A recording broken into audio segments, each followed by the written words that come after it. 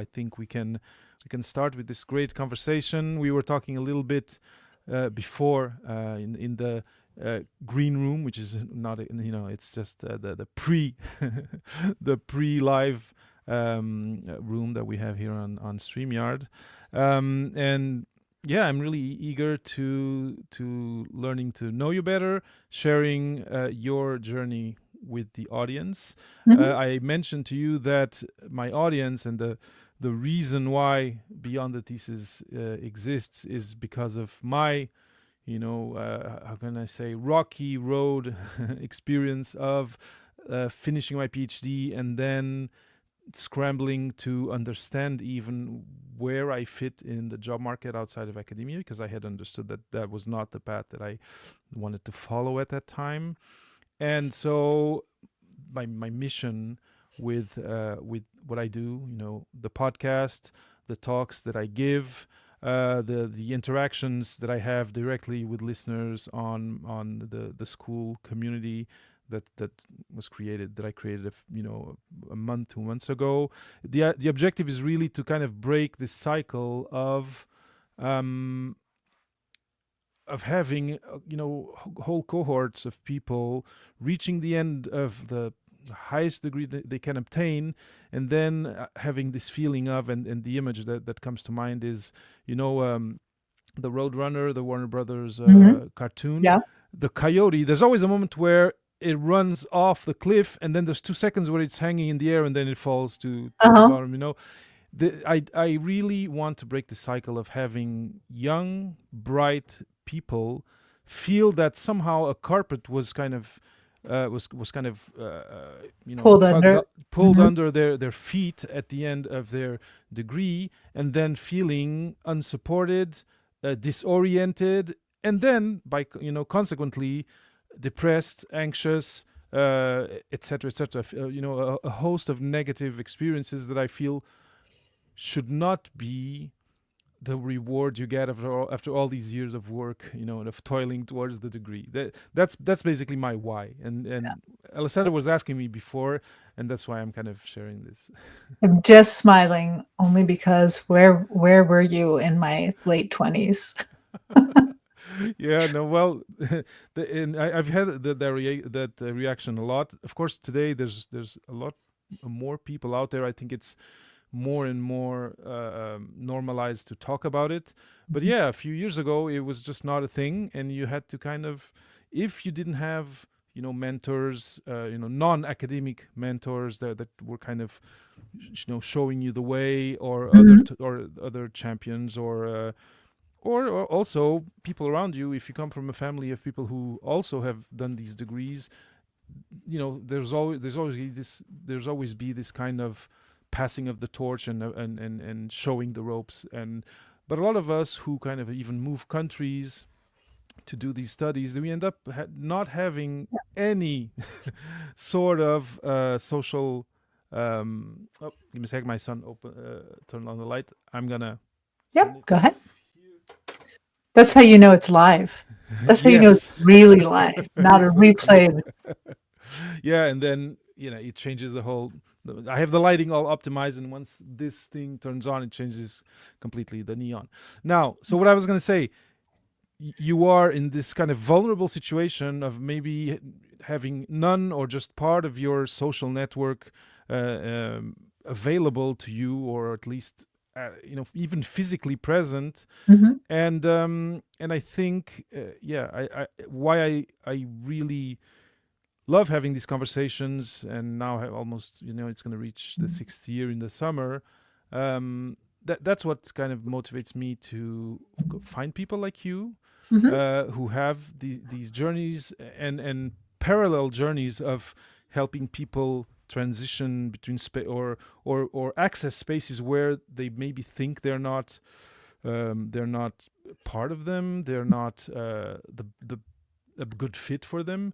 Uh-huh. And yeah, that's why I invited you today. Not only you have a PhD, you do this work specifically with women in these executive kind of ecosystem. But yeah, I was really happy when you said very quickly said yes, I'd love to talk about that. In a heartbeat. So first of all, do you notice I have PhD behind my name, but you got a Yeah. PhD too. It's not behind yours. Why not? Oh, well, it's I try to align it to whatever the guest does, and sometimes they don't. And yeah, today I didn't do that. I changed the way I put beyond the thesis, and I didn't. It But I looks great. I'm just really curious because this is what I've discovered. So let me tell you for a second why yeah. when we talked about meeting, I was like, hell yes, let's do this. Um, I'll start with the fact that when I was even just looking for a graduate program, I knew I wanted to be a clinical psychologist. So that's what my PhD is in. It's a PhD in clinical psychology.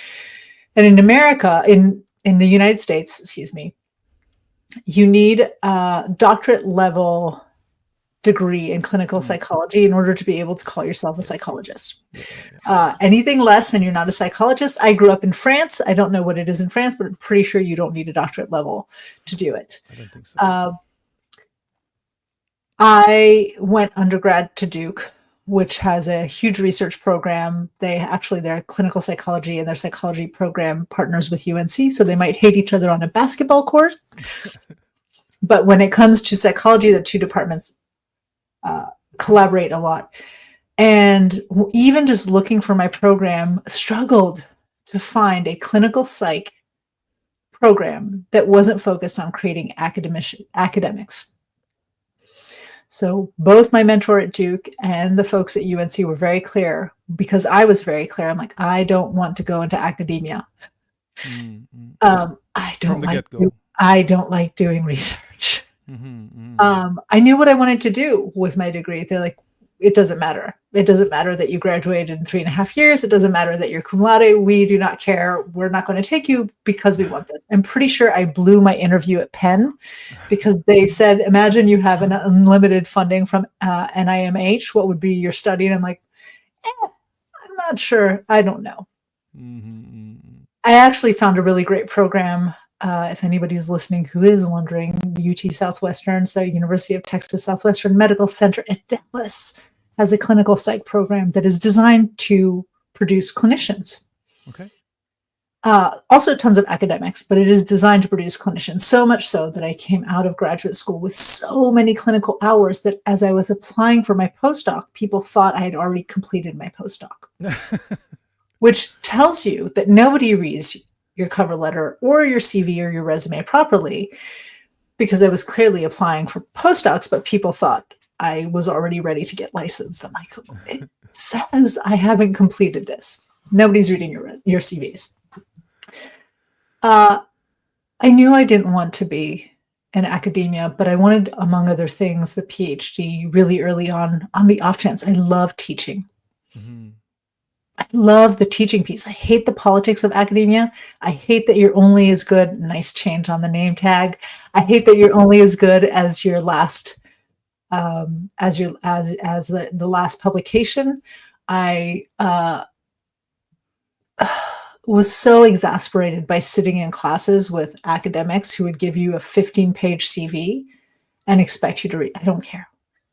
Teach me something, right? Teach me something I don't know. Use all that knowledge to do something useful for the students. But what I did find and is that it's a very painful process. There's nothing fun about getting a postgraduate degree. It's a lot of work. It's a huge amount of commitment. You're cheap labor for whatever department you're working in. And everybody who goes into getting these degrees, whether it's a master's or a PhD or an MD or any of those things, there's a reason we do it. Mm-hmm. I don't know about you, but I'll be really honest. Part of me was motivated by the fact that I was going to be the first.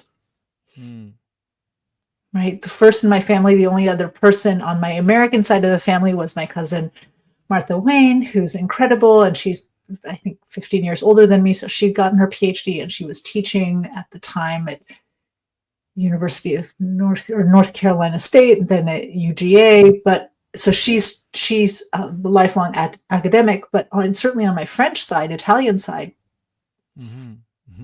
my mom didn't even go to college, right? So there was a little bit of ego. Like I'm somebody who had ADHD growing up, so school Mm. was hard. And undiagnosed, so school was really hard. I didn't understand why. So there was a little bit of ego, but part of it was pragmatic. Mm.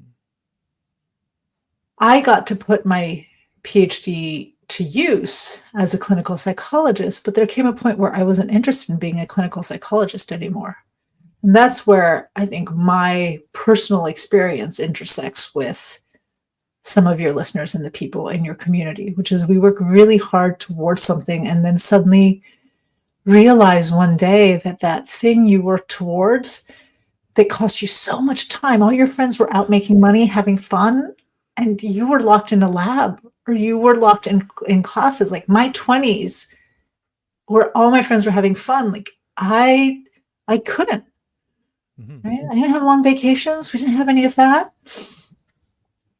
Suddenly, it's technically useless. Mm-hmm. Yeah. And that's crushing, Yeah. right? The mistake I see most people make is that then, this is why I asked you about putting the title, right? The Mm-hmm. PH and the D behind her, is that then they kind of just don't think about it. I work a lot with women in bio spaces, Okay. biopharma, biotech. I am in a room with PhDs. I have no idea. Mm-hmm. None of them refer to themselves or refer to that degree. They're just caught up in what they do. I'm like, but that education you have, actually, that path you took says something about you in the professional world. And it may be less about the content that you've acquired, right? The content knowledge you've acquired, and more about the type of person you are. And that's where the value can really be incredible in terms of pivoting in your career. It's Mm-hmm. talking about that PhD, not because you're the foremost expert in whatever you wrote your dissertation on. Mine was the transition and development of autonomy in type 1 diabetic teenagers, Okay. because I specialize in child psychology. But that you're the kind of person who, when you set your mind to do something, you do it and you work hard and you push through and you can think through things analytically, and you can think through things strategically, because to do good research, you have to be able to have both the meta view and the micro view of whatever you're Mm-hmm. researching on. Like, those are transferable skills to any space. Yeah. When you understand that the value in getting that degree wasn't necessarily just the degree itself, it's all the skills that you developed in getting it. Mm-hmm. Mm-hmm. No, for sure. For sure. No, and yeah, this aligns with a lot of the conversations that I've had, and yeah, the most extreme example, because you just mentioned the fact that people omit just mentioning it, Mhm. and because when you're in academia, everyone's doing research. Everyone is either masters or PhD at at a Yeah, certain level, and so it becomes kind of a moot point to have it there because, well, there's no need. And right. actually, there's also a cultural difference. And I had a guest whom I talked about this with, about the difference between, let's say, Europe and here. I come from Portugal originally, and there it's very important that if you have a degree, you put it, you put it forward all the time because it's valued differently, let's say, in society. And in North America, there seems to be, you're gonna, if you know, a highly renowned scientist, uh, people who work with him day by day will call him by their first name, I know. and that's really, that it's cultural. But I think what you're touching upon is that eventually, if you're switching spaces, you need to consider putting it forward because it does, uh, with three little letters, tell a lot about you to Mhm. the people who you're interacting with, you may be interviewing with, etc. So I think that's what I'm getting from what you're saying. It's cultural adaptation, let's say. That's a really good way of putting it. And that is what I'm saying, right? It's this idea that we take it for granted because everybody around us has one. It's different being a clinical psychologist because by definition, people, hi, Dr. Wall, they're coming in to see Dr. Wall. I actually had one of my clients the other day in a group session refer to me as Dr. Wall. And I'm like, you can call me Alessandra because I'm not operating functionally as Dr. Wall in these spaces. But I think human nature has a lot of us taking what we know and what we understand for granted. I'm sure this has happened to you. I remember back in 2014, 2013, especially when Instagram was just exploding, when things like that were coming out, and I was building the first version of my coaching business, having lots of ideas of books I could write about what I call the art of nothing, slowing down. I'm like, everybody knows this stuff. Then 4 years later, somebody writes a book. I can't remember what it's called. It hits the market and people are like, this is amazing. I'm like, I just assumed nobody would be interested in this because no duh, right? It's the same thing with the PhD. We want to put it aside. When I fell out of love with being a clinical psychologist and switched my careers, which was very difficult, and I'm sure you've gone through this, a lot of the listeners and viewers have gone through this. It took me a year and a half to admit to my business partner, who had a PsyD, that I not only did not want to be a clinical psychologist, but that I thought that I wanted to go into coaching because anybody and their mother can become a coach. Thank goodness, by the way, please do not regulate this space ever. We do not need a board of coaching. We do not need somebody telling us how to do our jobs. We're telling us exactly how we have to operate. So let's not regulate the space. That being said, I felt like I was betraying the work I'd done and the investment of time and energy and money that had been placed in getting the PhD. And I felt shame, right? I think these days I would recognize I felt shame. It took me so long to put it out there. And then by the time I chose to make the decision, I was so burnt out on being a therapist, even though I still operated as a therapist for many years beyond that, that I didn't want to be known as Dr. Wall.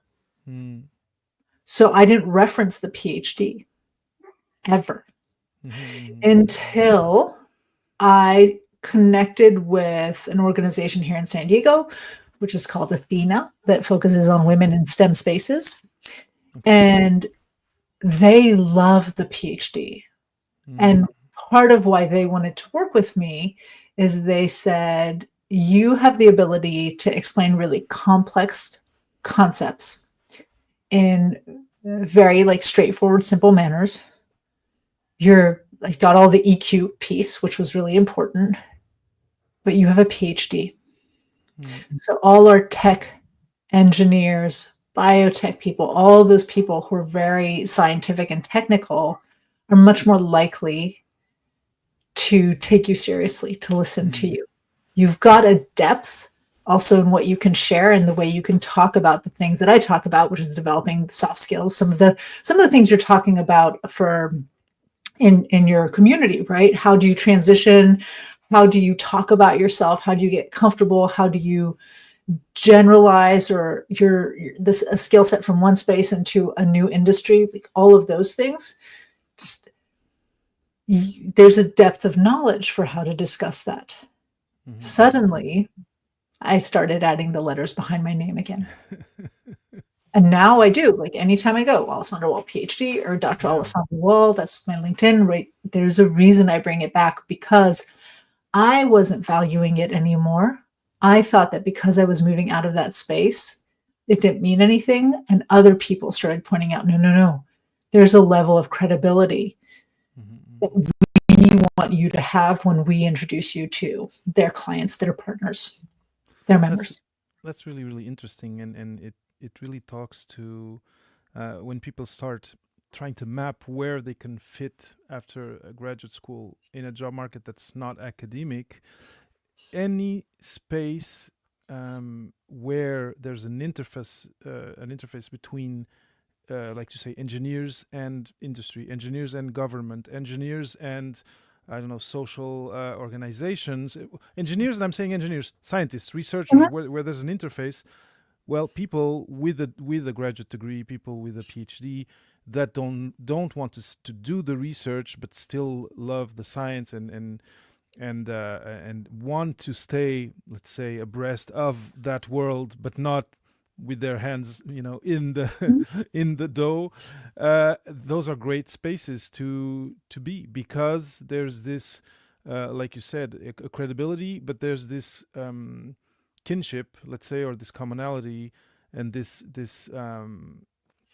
eye to eye type situation with these people who might not be very receptive, to someone who maybe does not have a research background, etc. It's a really really interesting point. The other thing that I wanted to say is that in your case, you kind of, out of let's say disenchantment, or out of this That's a good feeling you word. mentioned, yeah, and you mentioned also this feeling of treason, Hmm. and because once you go through all of that and finish your PhD, it is kind of an initiation into a group, into a tribe, and now you're kind of leaving the tribe, and there's, I can see how shame and how this feeling of treason can appear. But there's another reason why I've seen people stop putting the three letters after their name, is um, unsuccessful, like successive unsuccessful job uh, interviews where you're told time after time that you're overqualified. And Hmm. then people also, for that reason, stop saying it, because they think it's preventing them from getting a job that they need. Maybe not the perfect job, the best job, but they see it as an obstacle. And like you said, they see it as, well, I'm not using it anymore, I'll just stop using it. And I also, I find it a bit, I find it tragic in a certain way to, after all those years, to get to that conclusion as the one that you're going to be following. But I think we can today in this conversation kind of, if someone is going through that reflection, change their mind a little bit. Yeah.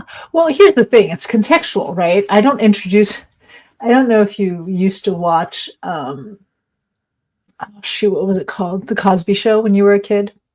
Yeah, a long time ago. I'm in my late 40s. So it's, Same here. so, in France, for those of you listening, we play a lot of old shows. We were Yes. behind. I reference shows where people like, I reference this show called Columbo, which I use all the time. Yeah. People are like, what? I'm like, it's Peter Falk. It was like the early 70s. I was watching it French in the mid Code. Yeah. 90s. Yes, yes. Same Love thing it. in Portugal. And I was born in Belgium, and then we went to Portugal, and it's the same thing. We're like, with a few years of delay, we're watching the the TV series. Yeah. So to me, it's really contextual. I don't walk around. So in the Cosby Show, uh, there was a physician, and then the wife was Bill Cosby was the dad, and he was a physician, and the wife was a lawyer, and he had people refer to him as Dr. Huxtable all the time. Dr. Huxtable. Like, I don't make my kids' friends refer to me as Dr. Wall. I do make them use Mrs. I tell them when they're like Alessandra, I'm like, oh, no, no, no, no, no. We are not equal. You are a child. I am an adult. You can call me Mrs. Alessandra, Dr. Wall, or Mrs. Chang. I actually didn't take my husband's last name, but I'm like, if you want to, you can call me Mrs. Chang, right? And I I love it. joke because they're all going to call me Miss Alessandra because that's the way in the US. But it's contextual. I don't walk into a room or a networking room and put out my hand and say, hi, I'm Dr. Wallace. I'll say, hi, I'm Alessandra. But when I am called to be on a stage to talk as a speaker, or when I'm asked to come into a room and teach, I will start and say, hi, my name is Dr. Alessandra Wall. And I will explain the context for why that doctor matters. If I were working in corporate America, and if I sat in on a meeting with my new team, I wouldn't say, hi, I'm Dr. Alessandra Wall. I'd say, I'm Alessandra Wall. Mm-hmm. But in interviewing, in maybe on my business card, I would put those letters because there's gravitas associated with it, and there is more there's more authority and trust that comes off the bat. Whether you maintain a behavior and you maintain value that supports that is something you can, like, there are lots of people that we know might have been, really big professors in our spaces or things like that. And you get to know them and you're like, this person's an idiot or they're a jerk. It doesn't matter that they're academically like really high up. So it's not to flash something. It really is a tool like any other tool. For somebody who's interviewing and who's gotten a lot of rejections right now, it's not you, it's the market. I'll just start there. It's not you, it's the market. But you and I, David, talked about how important it is to know how to tell a story. And one of the things that kills me with academia, and one of the things that kills me with the women mostly I meet who come from an academic or a technical background, is that we hold a lot of misgivings. So one misgiving is my work should speak for itself. Your work doesn't speak for you. It's so conceited of us to think that our work speaks for us, because it's assuming that people are paying attention to the work we do, understand how we get the results that we get, and are keeping track of it. So that's the only way your work speaks for itself. Your work doesn't speak for you. You have to speak for yourself. So that's the first one. The other thing is to believe that because your work speaks for yourself, I don't need to like go out into the world and tell people, A, what I'm good at, B, how good I am at the things I do. That's a big mistake. If I'm hiring somebody to paint my house, I don't want to just know that they can paint. I want to know, are you a master painter? Or are you just starting, right? What are the crew? Did you pick up the crew outside the local Home Depot? And the people you're picking up, one used to be a doctor, the other one used to, or am I working with people who know what they're doing? I don't actually care where they got them, as long as they're paying them properly and treating them well. So in the same way, when you're applying for something and you know you have a skill set, it's really important, A, to explain to people what the skill set is, and B, to let them know like how proficient you are. And if you're a woman listening to this, you have to, there's an order in which you have to say that. So gentlemen, we will get there one day. You can totally walk into the room and say, I'm really good at X. Women can't say that. Women and men listen to women who say, I'm really good at X, and go, who does she think she is? And even if it's a split second, anybody who's listening on here who understands neurology and neurocognitive patterns understands that split second defines X. Yeah. The other big mistake people make when they're applying in all spaces, but this becomes very true in technical spaces, is to talk about all the things they can do, all the skill sets they have, any and every. It's boring. Nobody cares about all your skill sets, right? You have to be really clear about what you're very good at, that you love doing. Yeah. Let's start with that.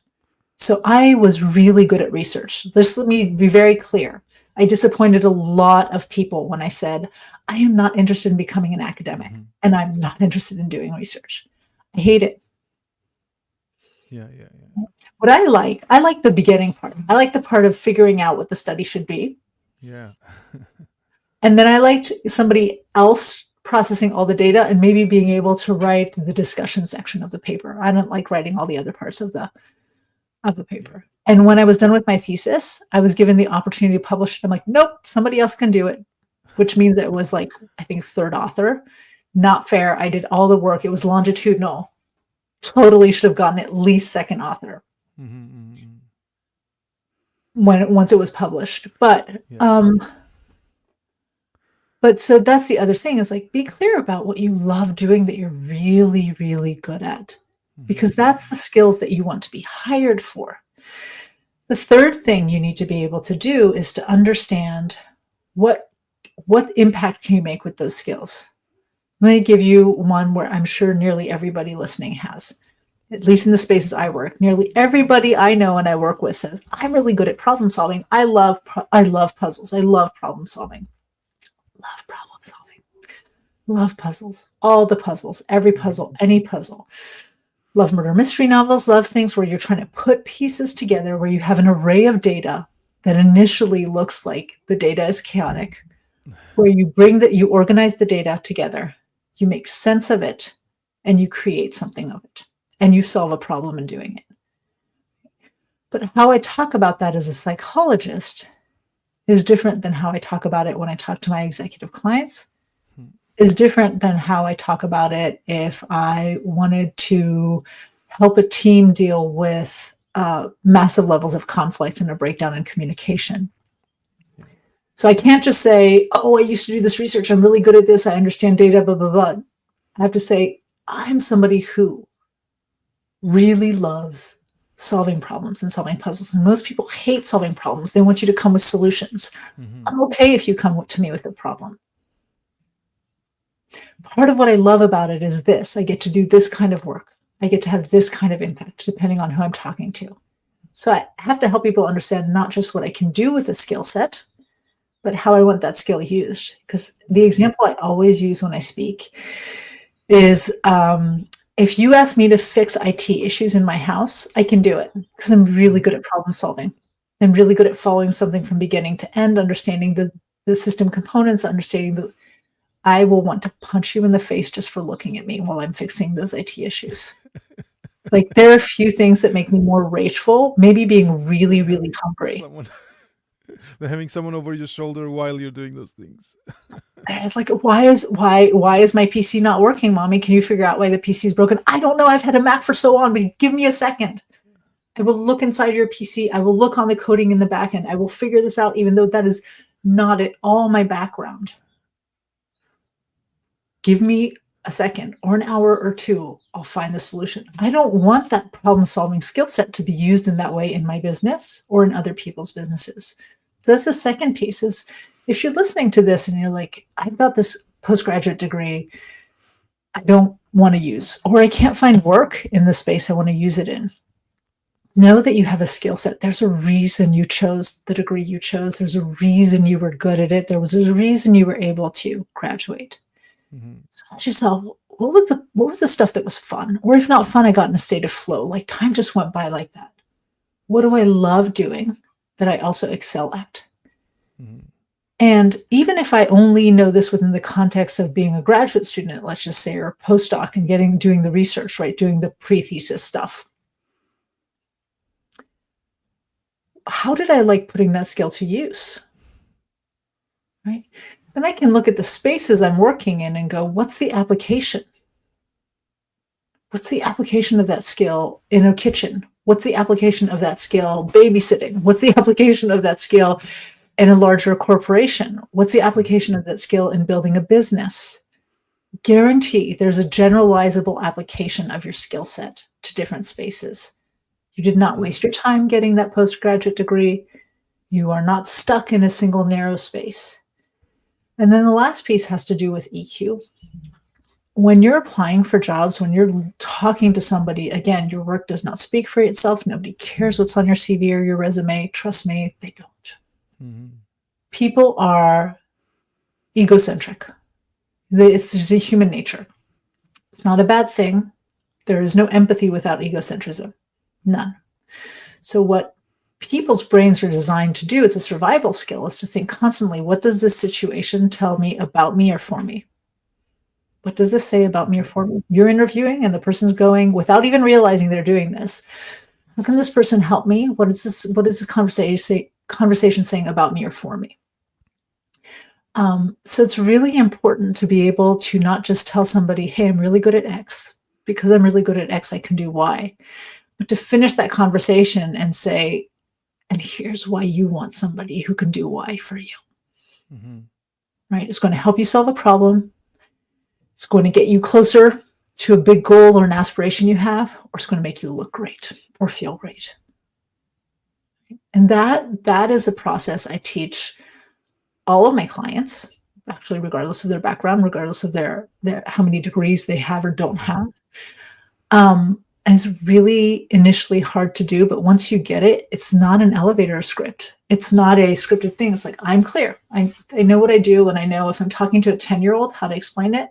If I'm talking to a banker, I know how to explain it. If I'm talking to the head of a tech company, I know how to explain it. If I'm talking to a woman who's completely burnt out because she's working 4 times as hard as everybody else, then she still believes that her work should speak for her. Mm-hmm. And she's hitting her head against a glass ceiling again and again and again. I know how to talk about which skill set is most relevant to her that I love doing, what I want to be hired for. I can tell her what the impact is, and I can help her understand why she really wants that. Mm-hmm. Mm-hmm. Yeah.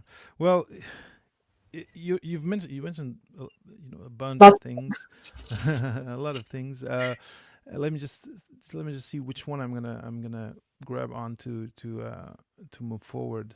Um, there's one aspect. Actually, I was curious because you hinted at it, and then you just said don't start here. So women don't start by saying I'm good at this. So should you start by, if for the women who are listening, and the largest part of the listenership of the show is young women researchers. Is it here's what I love doing? Is it yeah, that's where. So It's the easiest place. So biologically, it's just this really simple mechanism. When you talk about stuff that you're passionate or excited about, your brain secretes dopamine. You get the sense of reward. Serotonin, you start feeling better, happier, calmer. And there's certain neuropeptides that help reduce your stress response. So when you can be in a position, let's say it's an interview or you're networking, that I know it doesn't look like it, I'm a social introvert. So I love people, but neurologically, my brain gets tapped out. So I can't, when I network, I have to be careful about time and energy. I eventually look like I've had a concussion. So you'll talk to me, and having had a couple concussions, it just feels that same way, and it doesn't compute. okay. Let me try We're talking about the biological neuropeptides. Okay, Yeah. so all of those things happen, which means that you're in a situation where presumably you're somewhat stressed, but suddenly you start to feel excited. You start to feel better. You start to feel a little less stressed. And what happens is your eyes open up a little bit. You start to smile. And the more you smile, the more serotonin, the more these neuropeptides start getting secreted in your body, right? So your brain, my brain, has mirror neurons. Those mirror neurons are the reasons why when we watch shows and things happen, we're like, oh my goodness, that's so right. It's we're responding to what we're saying. For therapists, it's the reason why we start mimicking the body posture of our patients in the room, and they start mimicking ours. Or when you're dating, somebody does this and suddenly you're doing this, and they lean forward, you lean forward. When you start smiling and leaning forward and getting excited, the people who listen to you because of those mirror neurons, they start doing the same thing. And then here's what happens in their brain.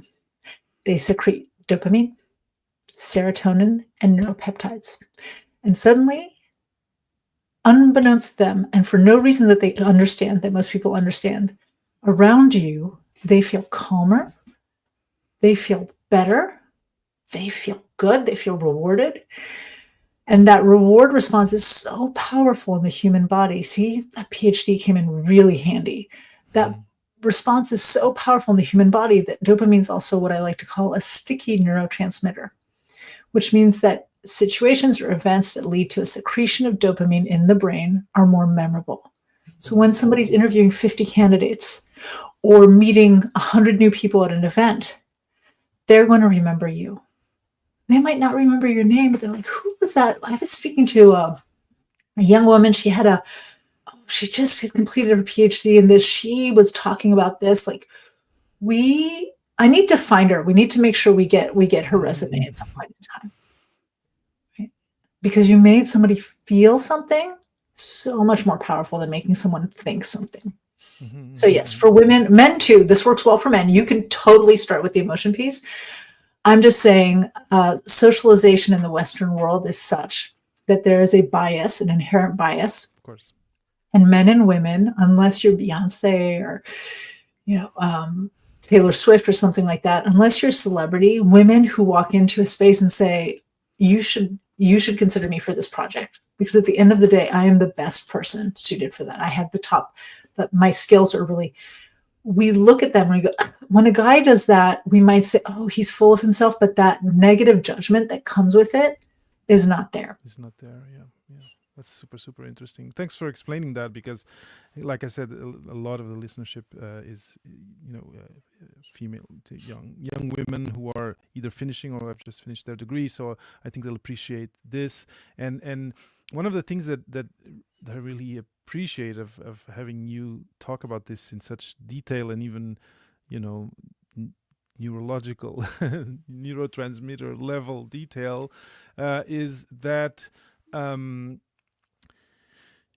it feels to me that this is something that you can practice. So a lot of young researchers who may have spent all these years doing the study, I feel that there's a tendency for a lot of them to being more on the introverted side. I was, so I am too, social introvert, and to not having, not after all these years of PhD, they may have done some presentations and presented some posters, but they will have had very little exposure to talking about their science to a different audience Mhm. than scientific audience, and they will have a little exposure to um, talking with people from industry, with people from the private sector, etc. And hearing this, and for if you're listening now, please understand that the way you communicated science within academia is totally different than the way you're going to be communicating it once you step outside. And emotion is something that is rare unless you're in psychology, let's say, or Even in I don't, psychology, it's even in so psychology, boring. right? It's really not something that's part of the way you communicate science, and the way that is valued in communicating science in the academic space. And then there's a second thing, which is when you're presenting your poster or your article, you start by the complex data, and then slowly you go and you bring the person to the conclusion that's at the end. And that doesn't work outside academia either, Mhm. right? You Do start you with the have any? conclusion. That's it. You like point first. Do you have any maybe stories to tell or examples to share about that? Because I think it kind of connects with it's another facet of what you just said. It does. First of all, please, like death by PowerPoint and death by slide is just so painful. I found it painful as a graduate student. I found it painful as a clinical psychologist who had to take continuing education credits, and I was a captive audience. I say this tongue in cheek, the same way I say nobody cares about your CV, nobody cares about your slides. And it was very hard when I first started writing uh, non-academically. So blog posts, things like that. If I look at my old blog posts, they're so stale. They're so irrelevant because there's too much data. I felt like I had to back everything. I had to cite everything. I couldn't say anything. The human brain, and especially now with social media, think of most humans they're taxed. Our brains are really massively taxed.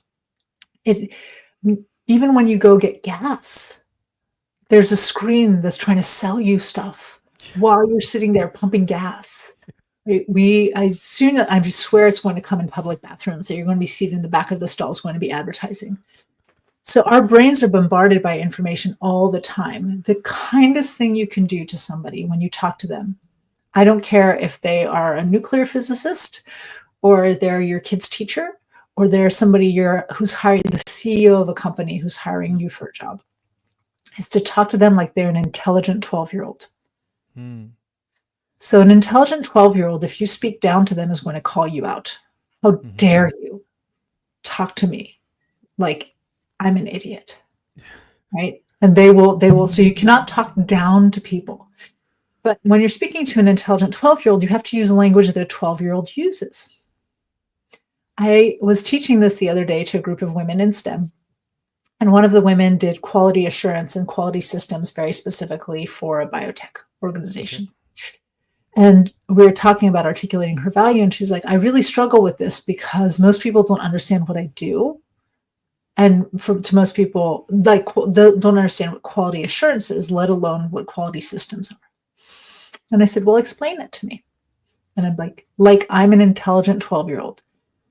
So presumably she'd massively simplified her explanation for me. And I just sat there and remember I said I had ADHD.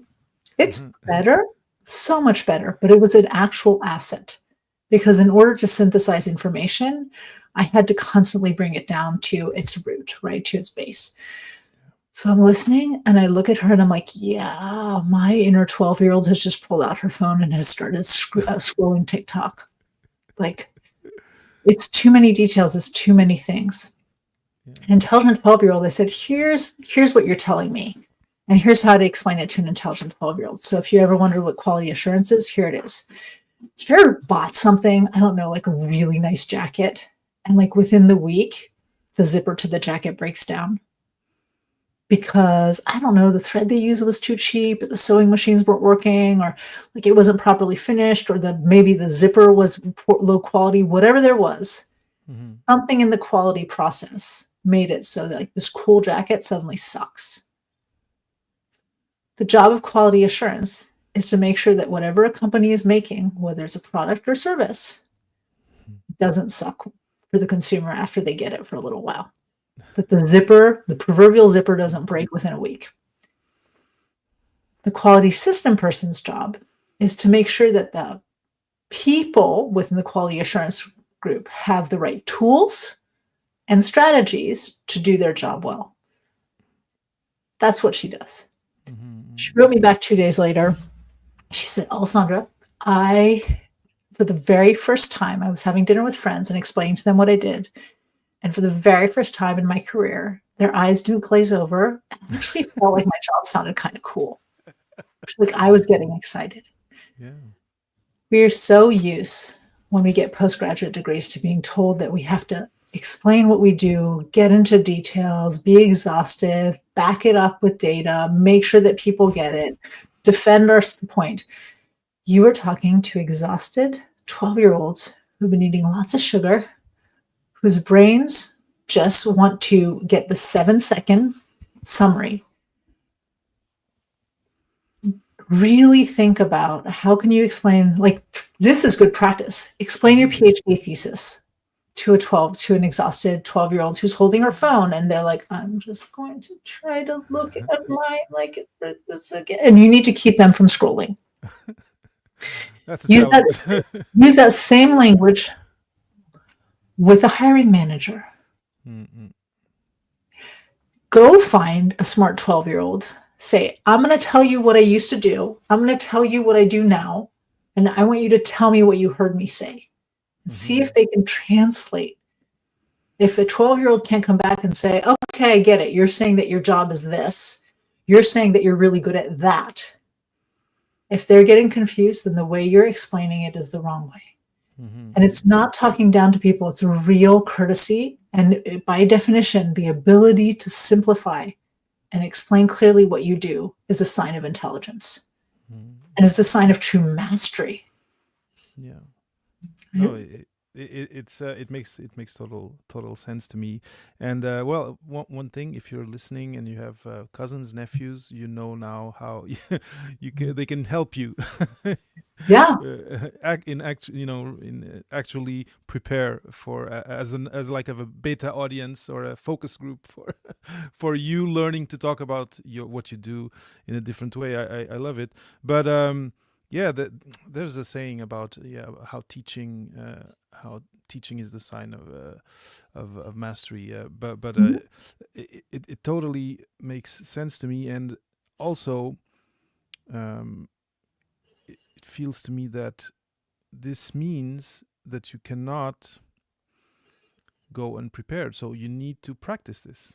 So I was half joking about your nephews or cousins, or half joking. But if you have only been showing scientific posters and giving scientific talks for now 3, 4, 5, 6 years, you're gonna have to find a job interview gym where you're gonna practice this, and maybe feel ridiculous first, and etc. And I guess that's some of what you do, Alessandra, with the people you work with, is help them go through that kind of metamorphosis of how you look and how you retell the story of what you did. It's a little bit. I mean, the truth is, and I often give this example, my first edition of my business was a failure. Not the psych business, that was easy. The coaching business. And part of it is I really thought, I have a PhD. I'm an expert in human psychology. I should just hang my shingle. I'll be good. when I realized that actually networking, building meaningful relationships, so not collecting contact information, but actually getting to know people, was the key to being successful. So then I had to start talking about myself, and I didn't know how. I really didn't. It was really uncomfortable, especially as a woman. Like, now I have no problem walking into a room and saying, I'm really good at this. And I've built a brand around the fact that I can do that. And people don't go, who does she think she is? They're like, oh, that's Alessandra. That's what she does. But there's so many places you can practice this. I have a pretty decent relationship with the people who own my corner store. One of the women there. I could go up to her and say, hey, Julia, I got a question. Can you do me a favor? Can I just explain to you what it is I do? And I'm just trying to see if I can make it sound simple enough that anybody, even people who aren't in my professional space, know what it is. And your job is to tell me if I'm using too many words, or if it's not making sense, or if I'm just boring you. I need you to tell me if I'm boring you. And it'd take 3 minutes. And I would, at this point in my life, I would totally do it. I'm going to go get my hair cut tonight. I would look at my hairdresser and go, David, I'm practicing something. Can you do me a solid? I need to learn how to talk about what I do really, really well in a manner that anybody, not just people in my field, understand it. Are you willing to let me practice with you? I'm going to tell you, and then I just want you to repeat to me what you think I said, not word for word what I said, what you understood. And I also want you to tell me if I lost you at any point in time or if I bored you. And just get in the habit, right? But first you have to define, what is it that I love doing, that I excel at? What impact do I want to make with that skill set? And then I can go talk to my oldest son, Luca's friend, and go, hey, Nolan, do me a favor. Give me 5 minutes, right? You've been eating like at my table for the whole weekend, right? You're a good friend. I'm going to explain something to you. Can you tell me? Yeah.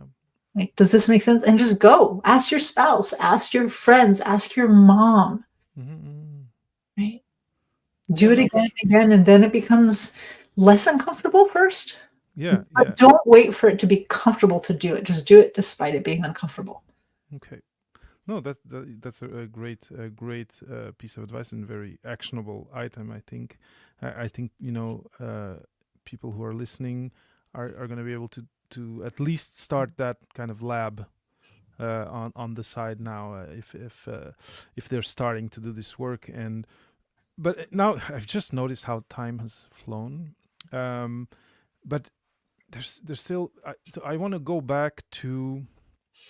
And also tell me if there's don't hesitate to tell me if there's a point that you'd really want to talk about and that we haven't touched upon. But to go back to the experience of the interview, and we talked about how, especially if you're a woman, you better start with the emotion and then go and finish by the way, what I excel at is this, after you did the rest of the legwork. Now, thinking of myself as I've had my first interview or interviews a long time ago. I not only was and I think I still am an introvert, but I was shy. It was tough for me to talk with people that I didn't know. And if you are on that side of, let's say, the spectrum, you may kind of get into, the door opens to the interview, and you may walk in and go into this kind of what is it in Stranger Things, and upside down, this kind of secondary state of existence where you're almost having an out of body experience, and and you, of course, you don't perform well in that situation. And from what you told us, a good interview, or a good way of living the experience of an interview, is really having it be not kind of a game of Pong where there's two entities and then there's a frontier in the middle and they're throwing a ball at each other, but as two people sitting on a bench, looking at some mountains or a lake, and exchanging. Yeah. And I'd really like to, given your background, given all the experience you've had, I'm sure you've dealt with people who probably are, more on the very socially awkward, let's say, side of things. Mhm. Do you have any advice for that? Because I know for a lot of people that first interview is gonna suck in a certain Yeah. way. So three But things. yeah, how can we make it suck less? And let me just start with saying one is know what your three things are. Okay. When I do keynotes, we get paid $10,000 to do a keynote these days. When I do keynotes, when I'm going to go speak to a potential client for a company, when I walk into a networking event, so me speaking to a potential client, those are my interviews. I want to be clear. What are three things I want this person, this audience, this individual to know, period, if I'm presenting? What are three things that I want this audience to leave with? Only three things, not 15, just three. But even in interviewing, what are three things I want them to know about me, right, that are relevant? Know your three things, always coming in. That will help, because then when you start panicking, you don't have to remember all the things. You can come back. You can remember the three things. The second thing is, and then I actually want to go to the skills itself. When in doubt, breathe. Yes. The most important thing you can do when you start to panic, whether it's on stage, defending your thesis, or in the middle of an interview, is breathe out. Breathing in is reflexive. And then you're watching the really scary part of the movie, and then it ends, and you're like, and you realize you've been holding your breath. If you want to shut off that fight or flight response, breathe out. Before you walk into the interview, do box breathing. Look it up. I don't need to go into it. Just Google box breathing. Do box breathing. No. Anything to shut off that sympathetic nervous system response, right? Finally, tell people. Walk into, you're feeling really nervous. You're sitting down. Somebody's, how you're doing. You sit down and say, honestly, I'm feeling really nervous. But then give them some context. I'm feeling really nervous because I've been really excited about this interview. I'm feeling really nervous because I know there's so much I want to learn about your company, and I want you to know about me, and I'm trying to figure out what are the three most important things. Right? Mm-hmm. Just speaking those words out will help your audience, unless they are jerks. I was going to use another word. Unless they're jerks, which will give you data, that's information, usually will become sympathetic. It's okay. They'll say, don't be nervous. Not that that's going to turn off your anxiety, but it's a good start, right? And they'll know this context. Oh, conversation number one is going to be awkward. This person's super, super nervous. But if we get enough, maybe we want to have conversation number two, right? To me, that's a big thing. That I know the word is overused, but that authenticity of just coming in and going, oh, I'm feeling really, really nervous. Right. The other thing I always tell my clients is, remember that an interview is a conversation. It's not you proving yourself to somebody else. That was your thesis. That was your dissertation defense, right? Yeah, so that you format it to think and to act like that, right? Right. It's not you proving yourself. It's both people trying to find out whether you're a good fit. So think of an interview like a second date. I'm trying to understand what it is you're looking for in a partner.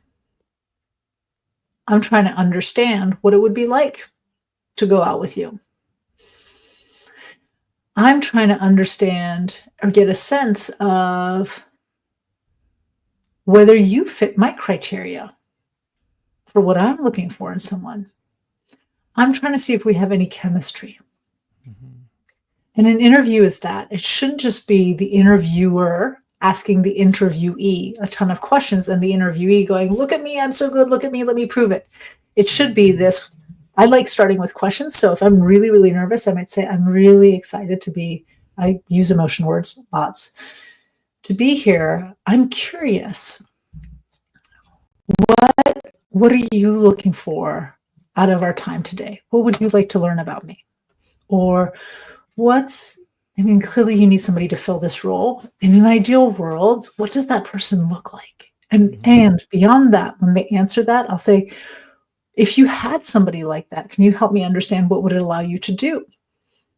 Right? Ask other people questions. That is when you're networking and you're shy, when you're on a date and you're shy, the easiest way to get out of feeling like you have to show up is to turn the tables around and be the one to ask questions first. But even as you're interviewing, you should be asking those questions. Tell me a little bit more about who would be my leader or my manager on this program. What is their management style? Even if you have no idea what that means, doesn't matter. Throw it out their way. They'll love it. What does the team look like? Right? Who else would I be working on here? What does an average day look like in this organization? What's something you love? And what's something, if you had a magic wand, you would shift, you would change about this team, this group, this, get them to start answering questions. I really love this, and also for a reason, which is it also changes another dynamic, which is, and again, in your first interviews, I think it's normal that you go in that in that frame of mind.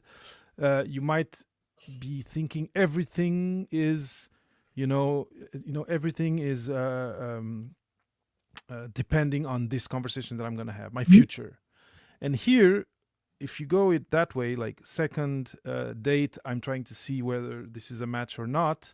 The or not is very important because I think it diffuses this tension of I need to get an outcome from this conversation.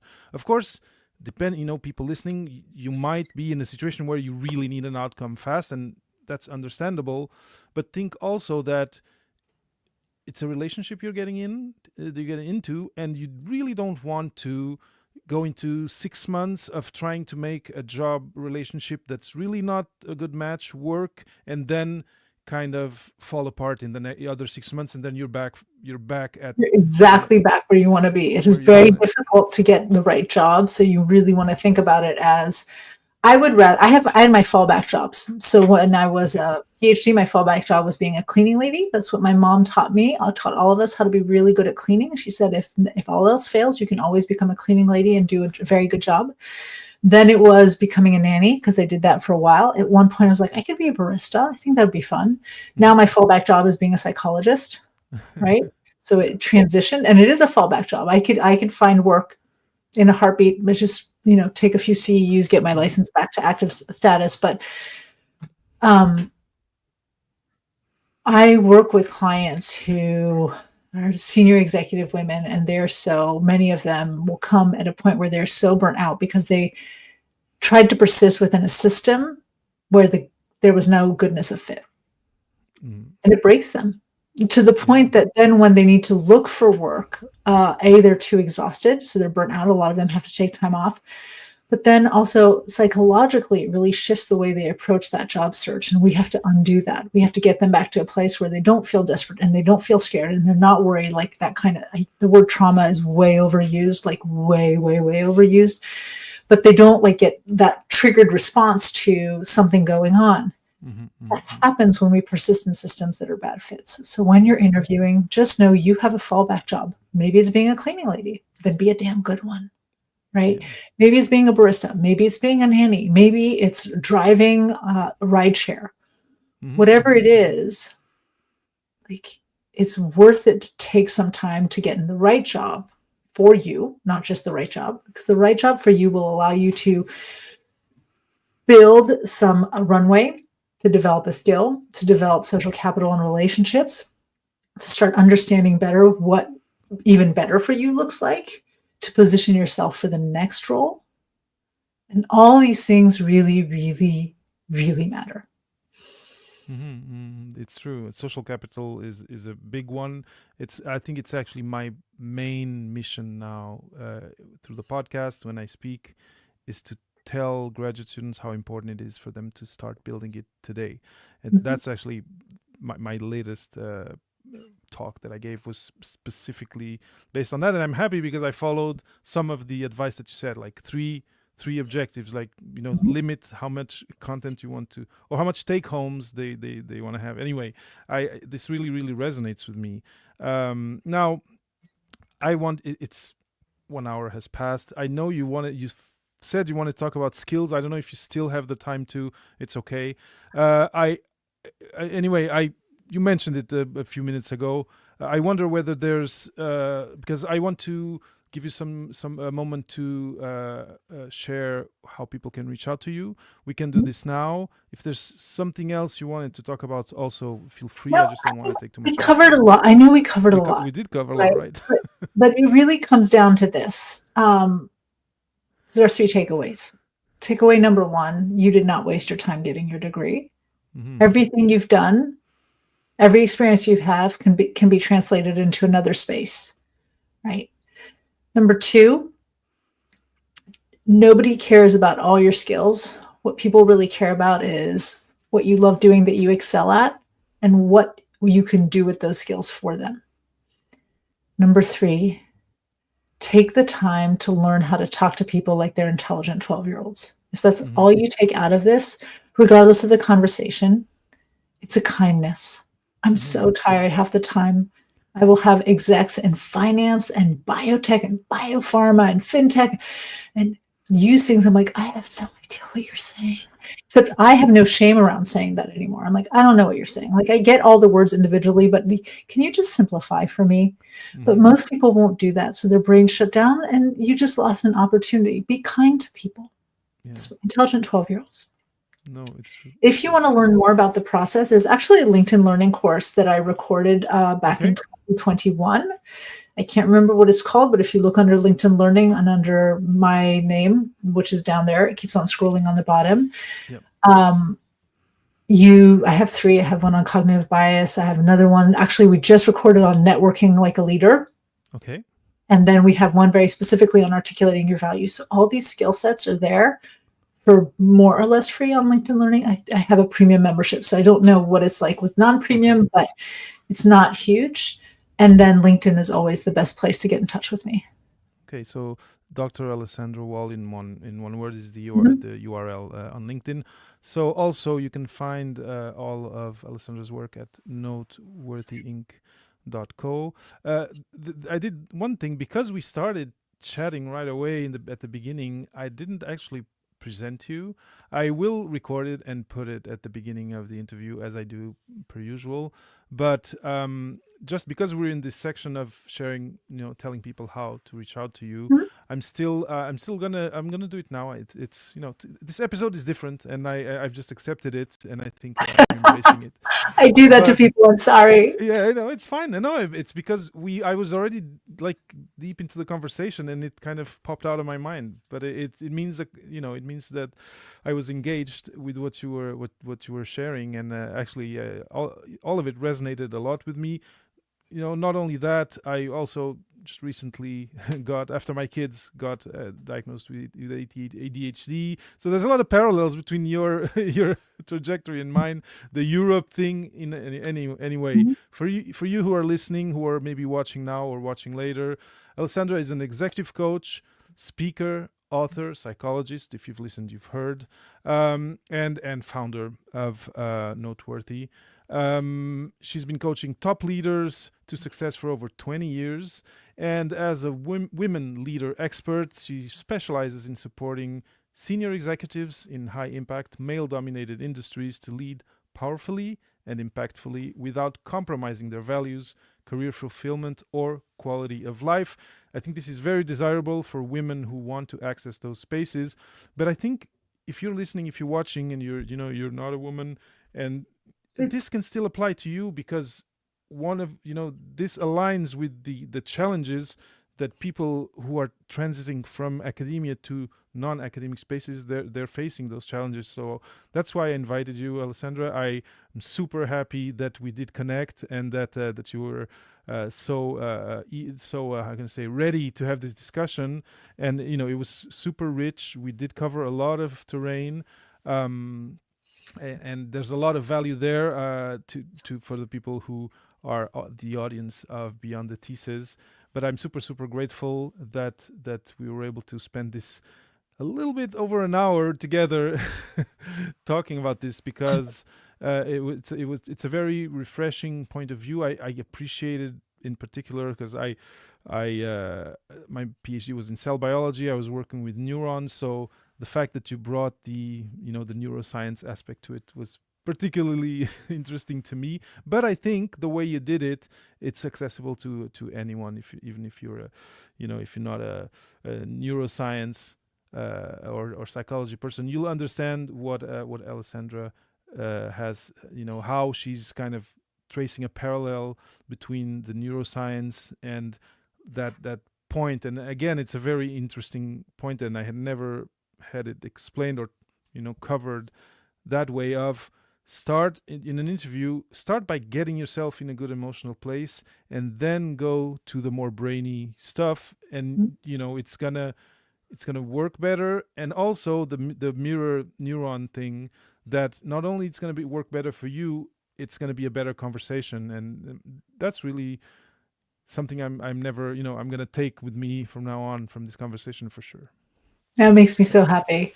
Yeah, neuroscience became way more interesting after I graduated and started reading books Right. written for lay people about it. I'm like, oh, no undergrad and graduate, nobody was able to make this as relevant. Now I get it. Again, value No. of translating our experts.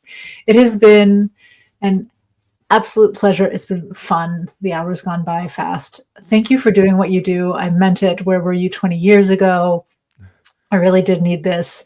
And since you have your community, I think your community is a great place where people can practice together. It's true. And well, now that you give me the chance of saying it, it's school.com, skool.com/Papa PhD. It's brand new. It's a small community for now. I've created 2 courses as of yet. One, which I called creating your career vision board.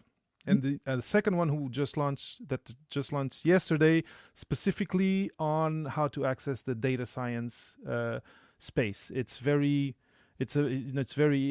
question that comes up a lot today from young graduate students, and based on what I was hearing, I said, okay, I have 3 interviews on the podcast of people who are in that space, and I kind of distilled the nuggets from those 3 interviews into a little course. So yeah, if you are listening and you want to find people who are in this moment of their graduate career and want to talk with them, also talk with me, because there's a weekly Q&A, there's some coffee time Zooms.